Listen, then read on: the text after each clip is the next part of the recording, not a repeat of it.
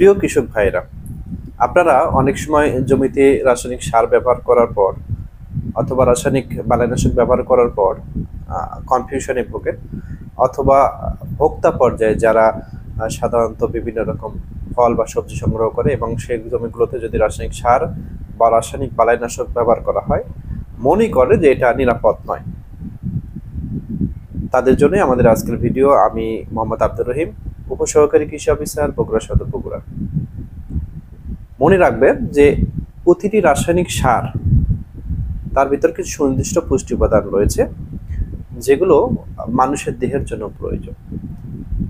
সেখানে যদি পুষ্টির আধিক্য না হয়, তাহলে সেই সকল রাসায়নিক সার থেকে যে সকল পুষ্টি উপাদান ফসলের ভিতরে সঞ্চালিত হয় এবং সঞ্চালিত হওয়ার পরে যেগুলো মানুষের দেহে পর্যন্ত পৌঁছে যায়, সবগুলো মানুষের দেহের পুষ্টি উপকরণ।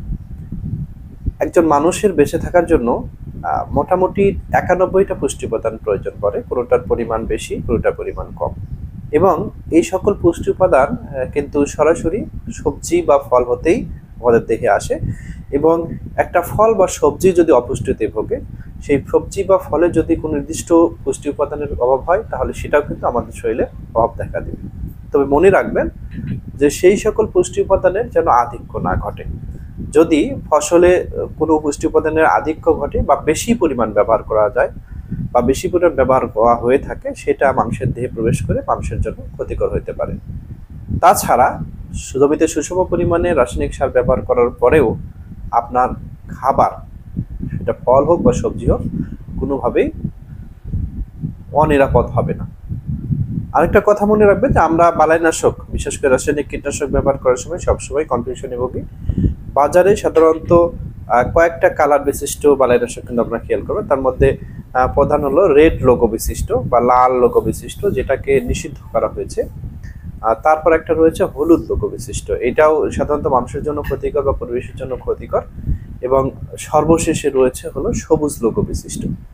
মনে রাখবেন, সবুজ লোগো বিশিষ্ট যে বালাইনাশকটি রয়েছে সেটা মানুষ, পশু পাখি এবং সার্বিকভাবে প্রকৃতির জন্য অত্যন্ত নিরাপদ, এবং এটা প্রকৃতির সাথে কোনো বিরূপ প্রতিক্রিয়া না করে কিন্তু ফসলের যে বালাই রয়েছে সে বালাইটাকে দমন করতে পারে।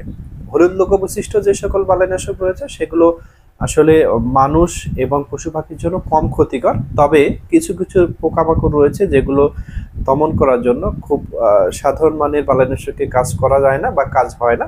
সেক্ষেত্রে সাধারণত হলুদ লোগো বিশিষ্ট বালাইনাশক ব্যবহার করা হয়। এবং আপনারা যদি প্রথম প্রজন্মের কিছু বালাইনাশকের কথা চিন্তা করেন, যেমন নগজ ছিল, যেটা সাধারণত লাল লোগো বিশিষ্ট ছিল, যেটা মানুষের দেহ, পশু পাখি বা প্রকৃতিতে যে সকল অণুজীব রয়েছে সবার জন্য ক্ষতিকর ছিল। তো আপনারা মনে রাখবেন যে বালাইনাশক ব্যবহার করলেই যে ফসল ক্ষতিকর পর্যায়ে যাবে বা আপনার জন্য নিরাপদ নয়, এটা কিন্তু মোটেই সঠিক নয়। প্রতিটি বালাইনাশকের একটা টাইম পিরিয়ড রয়েছে। আপনি যখন বালাইনাশকটা ব্যবহার করবেন, একটা নির্দিষ্ট সময় পর্যন্ত তার রাসায়নিক ক্রিয়া ফসলের অবশিষ্ট থাকে। তারপর ওই বালাইনাশক যুক্ত সবজি বা ফল আপনি যদি মনে করেন এটা ভক্ষণ করব, তাহলেও কিন্তু আপনার দেহের কোনো ক্ষতি হবে না। সাধারণত আমাদের দেশে যে সকল বালাইনাশক পাওয়া যায় তার মধ্যে অর্গানোক্লোরিন, অর্গানোফসফরাস রয়েছে, যেগুলোর সর্বোচ্চ ক্ষতির সীমা 28 দিন পর্যন্ত। সাধারণত বালাইনাশক ব্যবহার থেকে 28 দিন পর্যন্ত ফসলের জন্য ক্ষতির সীমা থাকে। এবং অন্যান্য যে বালাইনাশক রয়েছে সেগুলো কোনোটা 21 দিন, কোনোটা 14 দিন, এবং সর্বনিম্ন একটি বালাইনাশকের রাসায়নিক ক্রিয়ার সময় হলো 7 দিন। তো আপনি সর্বনিম্ন মানের যদি বালাইনাশক ব্যবহার করেন এবং 7 দিন পর যদি ওই সবজি বা ফলটা ভক্ষণ করেন, তাহলে সেটা আপনার জন্য, প্রকৃতি থাকা পশু পাখি বা অন্য কোনো জীবের জন্য কোনোভাবে ক্ষতিকর নয়। ধন্যবাদ সবাইকে। ভালো থাকবেন, ভালো রাখবেন। আল্লাহ হাফিজ।